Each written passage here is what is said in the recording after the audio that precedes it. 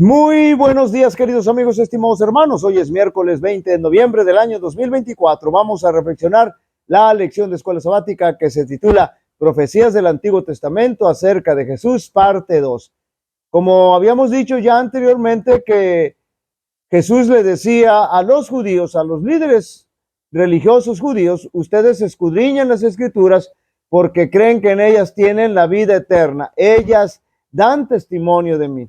Y Jesús solamente les estaba diciendo la verdad, les estaba confirmando el mensaje profético del Antiguo Testamento acerca de él, del testimonio que las escrituras, en este caso el Antiguo Testamento, daban de él como el Mesías, como el enviado de Dios. Lo que el Señor quería es que todo ser humano estuviera sabido de la venida del Mesías y estuvieran preparados para recibirlo. De manera especial el pueblo judío, de donde vendría el Mesías. Y por eso el Señor se encargó de darle a los profetas un cúmulo de profecías que anunciaban la venida del Mesías. Pero no solo anunciaban su venida, sino que también daban verdades con lujo de detalles, las cuales viviría el Mesías, es decir, ocurrirían en la vida del Mesías, en su vida, cuando anduviera entre nosotros, cuando estuviera entre nosotros. Notemos algunas de estas profecías del Antiguo Testamento y que Juan cita en su Evangelio. Salmo 118, 26. Bendito el que viene en el nombre de Jehová, desde la casa de Jehová os bendecimos. Y noten ahora el cumplimiento acá en el Evangelio según San Juan. Tomaron ramas de palmera y salieron a recibirle y clamaban: Hosana, bendito el que viene en el nombre del Señor, el Rey de Israel.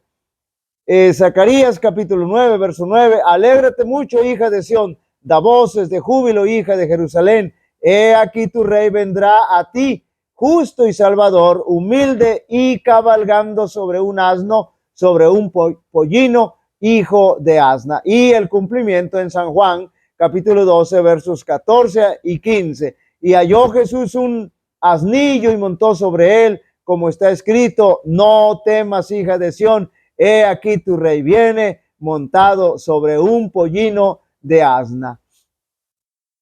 Y ahora vamos a leer Salmo 41, 9. Aún el hombre de mi paz, en quien yo confiaba, el que de mi pan comía, alzó contra mí el calcañar. Y ahora el cumplimiento en San Juan capítulo 13, verso 18. No hablo de todos vosotros, yo sé a quienes he elegido, mas para que se cumpla la escritura, el que come pan conmigo levantó contra mí su calcañar. Y ahora finalmente vamos a leer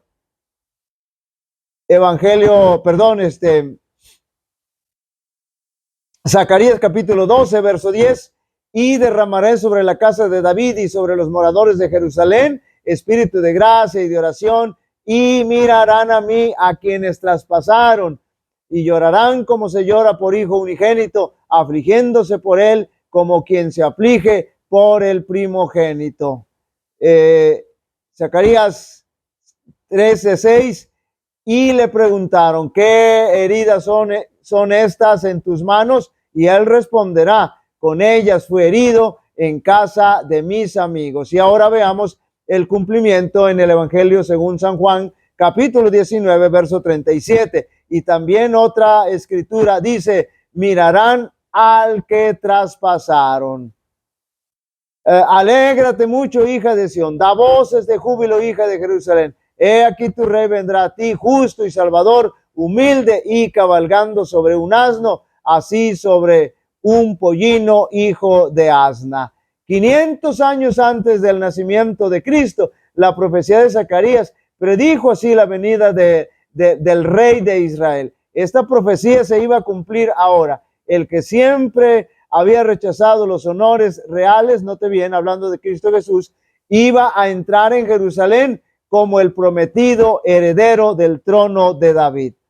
Fue en el primer día de la semana cuando Cristo hizo su entrada triunfal en Jerusalén. Las multitudes que se habían congregado para verle en Betania le acompañaban ansiosas de presenciar su recepción. Mucha gente que iba en camino a la ciudad para observar la Pascua se unió a la multitud que acompañaba a Jesús. Los sacerdotes y traficantes huyeron de su presencia, arreando su ganado. Al alejarse del templo, se encontraron con una multitud, note bien, que venía con sus enfermos en busca del gran médico, ansiosos de llegar a aquel que era su única esperanza. De nuevo se llenaron los atrios del templo de enfermos e inválidos, y una vez más Jesús los atendió. Volviendo quedamente al templo, oyeron las voces de hombres, mujeres y niños que alababan a Dios. Al entrar quedaron estupefactos ante la maravillosa escena. Vieron sanos a los enfermos, con vista a los ciegos, con oído a los sordos y a los tullidos saltando de gozo. Estos ahora repetían los hosanas del día anterior y agitaban triunfalmente palmas ante el Salvador. En el templo repercutían y repetidas veces sus aclamaciones: bendito el que viene en el nombre de Jehová. Cuando la verdad llega a ser un principio permanente en nuestra vida, el alma renace, no de simiente corruptible, sino de incorruptible, por la palabra de Dios que vive y permanece para siempre. Este nuevo nacimiento es el resultado de haber recibido a Cristo como la palabra de Dios. Cuando las verdades divinas son impresas sobre el corazón por el Espíritu Santo, se despiertan nuevos sentimientos y las energías hasta entonces latentes son despertadas para cooperar con Dios. Así sucedía con Pedro y con sus discípulos, la palabra dio testimonio por medio de ellos, los hombres de su elección, y proclamaron la importante verdad. Y aquel verbo, es decir, la palabra, fue hecho carne y habitó entre nosotros, lleno de gracia y de verdad. El apóstol exhortó a los creyentes a estudiar las Escrituras para que por medio de un adecuado entendimiento de ellas pudiesen realizar una segura obra para la eternidad. Pedro comprobó que en la experiencia de cada persona que finalmente obtenía la victoria, existen momentos de perplejidad y prueba, pero sabía también que la comprensión de las Escrituras podía capacitar al tentado, trayendo a la mente promesas que podían confortar el corazón y reforzar la fe en el poderoso. Queridos amigos y hermanos,